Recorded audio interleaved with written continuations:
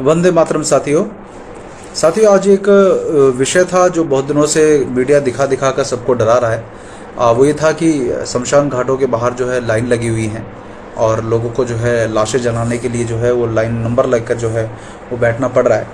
तो उसके बारे में जो है कल एक बड़ा अच्छा एक चैनल है जिसके एक बड़े अच्छे पत्रकार हैं जिसका नाम है नॉकिंग न्यूज़। तो मैं चाहूँगा कि उस चैनल को आप सभी सब्सक्राइब करके उसके वीडियो को आप भी देखो, क्योंकि वो व्यक्ति बहुत अच्छी विश्लेषण कर रहा है इस कोरोना का।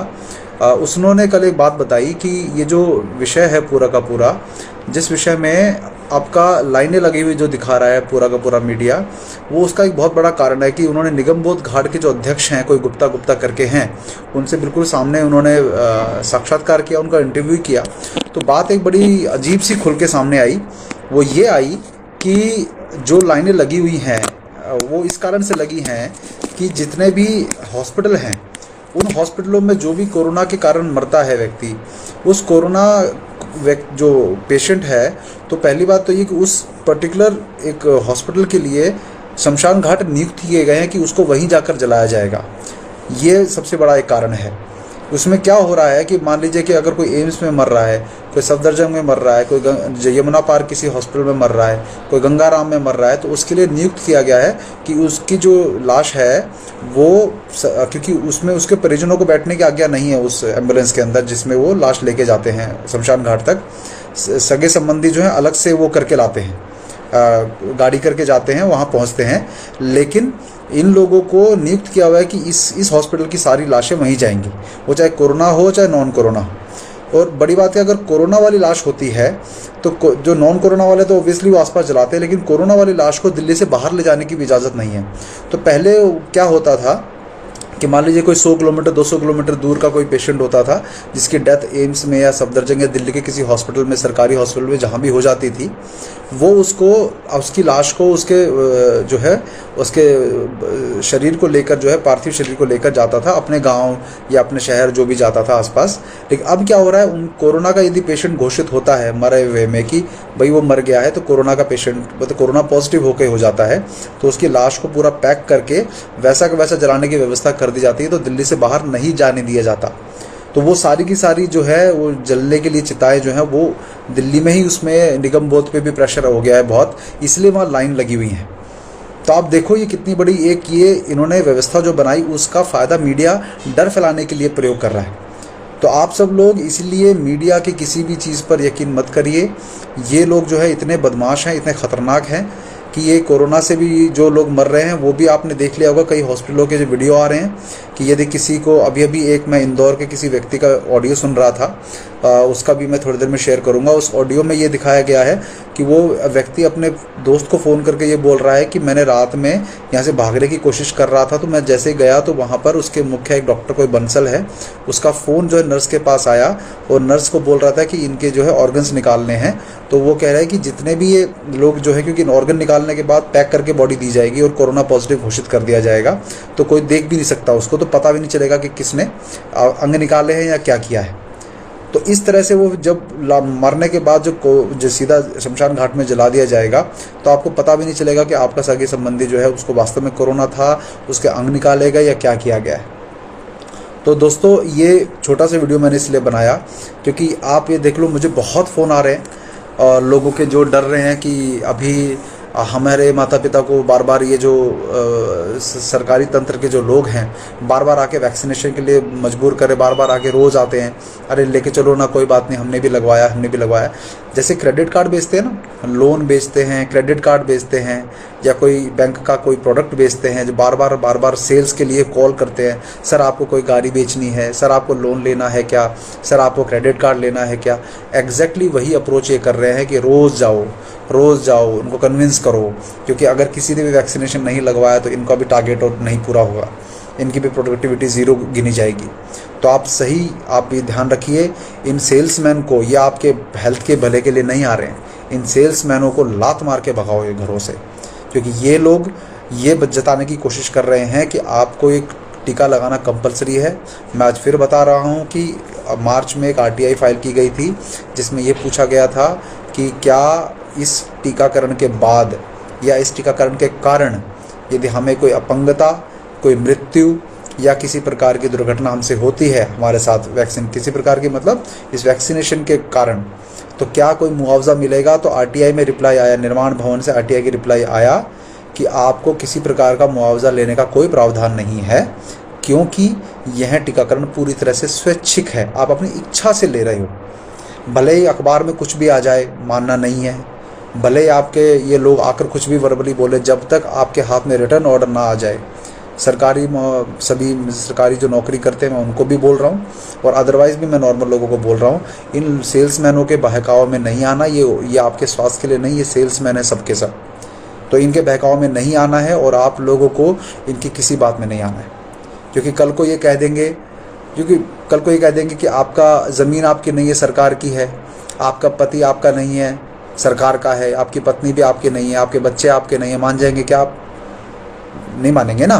तो इसी तरह से मैं कहता हूँ ये जो समय है ना, ये मान के चलिए कि ये समय है मुगलकालीन समय में, जब धर्म परिवर्तन कराने के लिए ज़बरदस्ती की जाती थी। तो अगर या तो धर्म परिवर्तन, या तो धर्म बदल लो अपना, नहीं तो मरो। ठीक वैसे अभी भी होने वाला है कि या तो वैक्सीनेशन लगवा लो, धर्म भ्रष्ट कर लो, और उसकी वजह से अपना जो है हेल्थ बिगाड़ लो, मर जाओ। कोई आपके किसी की जवाबदारी नहीं है। अगर मर गए तो आपका परिवार अब अकेला भुगतने वाला है, कोई सुनवाई नहीं है कहीं भी। तो मैं आपको ये कहना चाह रहा हूँ कि ये वही समय है एग्जैक्टली कि जिसमें आपका धर्म परिवर्तन के लिए आपको जोर दिया जाएगा, लेकिन आपको नहीं करोगे तो मरना पड़ेगा। ठीक वैसे ही अभी वैक्सीनेशन के लिए जोर दिया जा रहा है।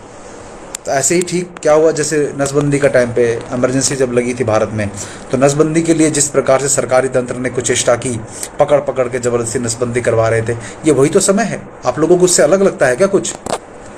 क्योंकि मैं कहता हूँ कि यदि ये अगर कुछ वास्तव में खतरनाक वायरस होता तो ये सारे के सारे नेता डूब के बैठे होते अंदर। ये मोदी, अमित शाह, ममता बनर्जी, ये अखिलेश यादव जितने भी है ना, ये राहुल गांधी, सोनिया गांधी, सब के सब दुबके में बैठे होते, और ये बाहर निकलने की हिम्मत नहीं होती इन लोगों की। लेकिन ये लोग रैलियां कर रहे हैं क्योंकि इनके लिए चुनाव जीतना ज़रूरी है। अगर ये इतना खतरनाक होता तो सबसे पहले ये जेड सिक्योरिटी लेके घूमने वाले लोग, डरपोक लोग जो है, जिनके हाथ में पावर आप लोगों ने थमा दी है, ये लोग उसका मिसयूज़ करके आपके खिलाफ ही यूज़ करने वाले हैं।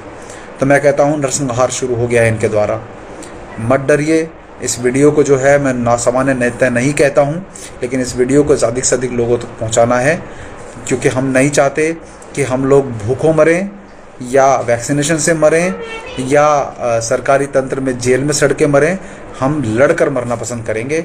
हम ऐसे नहीं, आसानी से नहीं मरेंगे, ना भूखों मरेंगे, लेकिन हमारे हाथ में है कि हम कैसे मरना चाहते हैं। तो कायरो वाली मौत तो नहीं मरने वाले, इनके वैक्सीनेशन लेके तो नहीं मरने वाले। तो ये पूरा नरसंहार हमारी आंखों के सामने, नाक के नीचे हो रहा है। और मैं कहता हूँ कि लॉकडाउन पहले मोदी ने लगाया, अब उसने इस साल जो है बागडोर संभाल दी है अपने मुख्यमंत्रियों को कि अब तुम लगाओ। मैं तो बहुत बुराई मिल जाएगी मुझे अकेले को। अब राज्य सरकार कर रही है, करना इनको वही है। तो इसलिए साथियों मैं कहता हूँ कि सबके सब अपने मन में ठान लो कि समय आने पे लोहा लेना पड़ेगा, नहीं तो बचने वाले नहीं हैं कुछ भी। ये जितने भी मूर्ख लोग हैं, और मैं एक और बात बोलता हूँ, कड़वी लगे किसी को लगने दो, ये जितने भी कचरे लोग, कम दृढ़ विश्वास वाले, जल्दी षड्यंत्रों में आ जाने वाले, ये वैक्सीनेशन ले रहे हैं ना, आप समझाओ इनको, अपना मानवता का कर्तव्य ज़रूर निभाओ। लेकिन अगर ये लोग नहीं माने तो जाने दो, मरने दो इनको, दुख नहीं करना उनका। क्योंकि ऐसे कचरे लोग आगे चल के भी आपका मनोबल कमज़ोर करेंगे, आप लोगों को भी गलत ठहराएंगे, आप लोगों का विरोध करेंगे। तो ऐसे कचरे लोगों को मर जाना ही उचित है। किसी को कड़वी लगती हो तो लगने दो, लेकिन यही बात सच है। क्योंकि हम क्यों दुख करें जब हम तुमको समझा रहे हैं कि अगर तुमको गलत खा के, जंक फूड खाकर, कचरा खा के तुम लोग जो है अपना इम्यूनिटी तुमने कमज़ोर किया हुआ है, साल भर से मास्क लगा के तुमने अपने शरीर में ऑक्सीजन की कमी कर ली है, घर में घुस कर आपने बाहर ना निकलने के बजाय अंदर ही अंदर अपनी इम्यूनिटी कमज़ोर कर ली है आप लोगों ने। और अब तुम्हारे ऊपर ये छोटा सा एक जो है मौसम परिवर्तन पे कुछ भी हो रहा है तो तुम्हारे इतना पैनिक हो जा रहे हो तुम लोग कि तुमको लगता है कोरोना ही हुआ। अरे कोरोना 12वीं कक्षा के भी अगर उसमें देखोगे, पुरानी किताबों में देखो तो उसमें भी कोरोना वायरस था। इसका एक अलग तरह का जो है, ये डिटॉल के ऊपर लिखा हुआ देखोगे तो कई साल पहले डिटॉल के ऊपर लिखा हुआ होता है कोरोना कि ये कोरोना वायरस को भी जो है वो नष्ट करता है। तो ऐसे कोरोना कोई नया शब्द नहीं है। लेकिन आप लोगों के मन में ये जो पूरा डर, ये जो शमशान घाटों के बाहर लाइन लगा के जो दिखाया जा रहा है, और भी इतने लोग मर गए, उतने लोग मर गए, जब शुरुआत से ही जब RT-PCR टेस्ट को फ्रॉड बता दिया उसके इन्वेंशन ने कि मेरे कोरोना वायरस की बीमारी को डिटेक्ट करने के लिए उसके आविष्कारक ने खुद कह दिया कि ये टेस्ट जो है वो उपयुक्त नहीं है, तो फिर उसके बाद उस टेस्ट को क्यों ICMR और WHO अप्रूव करके करवा रहा है? तो मतलब क्या है, उसकी वजह से इन्होंने स्कोर बढ़ाना है। फिर उन्होंने गाइडलाइन ऐसी कर दी कि अगर हार्ट अटैक हुआ है और कोरोना की वजह से मर रहे हो तो आप जो है कोरोना आपके शरीर में अगर कोरोना है मान लीजिए, लेकिन मर हार्ट अटैक से रहे हो तो आपको कोरोना डेथ घोषित किया जाएगा। क्यों बनाई इन्होंने ऐसी गाइडलाइन? तो क्योंकि आज से 10 साल बाद, 20 साल बाद, 100 साल बाद जो है वो एक स्कोर कार्ड दिखा कि भाई 2020 में एक ऐसी बीमारी आई थी जिससे 11 करोड़ लोग इन्फेक्टेड हो गए, दुनिया में 12 करोड़ लोग इन्फेक्टेड हो गए। क्योंकि आगे के लिए इनके लिए डेटा हो जाएगा, वो कोई नहीं देखेगा उस समय कि कोरोना की वजह से था या हार्ट अटैक वाले थे कि इन्होंने ज़बरदस्ती दूसरी बीमारी वालों को इसमें डाल दिया। तो मैं कहता हूँ इस भारत एक ऐसी सुनी सराय है, पूरी दुनिया में सबसे ज़्यादा ख़राब हालत भारत के जो नेताओं के कारण भारत के हो गए हैं, क्योंकि रैलियाँ हो रही हैं, किसान आंदोलन भी हो रहा है, कुंभ भी होके चला गया, लेकिन ये जब टेस्टिंग बढ़ा देते हैं तो कोरोना बढ़ जाता है। बात सिंपल सी है, टेस्टिंग कम कर दो कोरोना नहीं है कहीं भी, टीवी बंद कर दो कोरोना। तो ये वायरस जो है ये टीवी का वायरस है, ये फियर का नहीं, ये फियर का वायरस है। इसीलिए आप सभी जो है मैं निवेदन करता हूँ कि ये शमशानों के बाहर लगी हुई लाइनें का और ये सारा प्रोपेगेंडा देखकर मत अपने मन में डर बिठाइए। ये सरकार जो है ये किसी की सगी नहीं है, इस सरकार का विरोध करना पड़ेगा। जो भी आपकी राज्य सरकारें हैं, किसी भी पार्टी की हैं, कोई फर्क नहीं पड़ता किसी पार्टी के, सबके सब चोर हैं अव्वल दर्जे के, ये सबके सब नंबर 1 हरामखोर हैं। ये इन सबको जो है सबक सिखाना पड़ेगा, वोट के ज़रिए या किसी और ज़रिए, लेकिन इनकी बात मानने की ज़रूरत नहीं है। तो आप सबको मैं ये बोलना चाहूँगा कि मत इनके प्रोपेगेंडा में फंसिए। वंदे मातरम।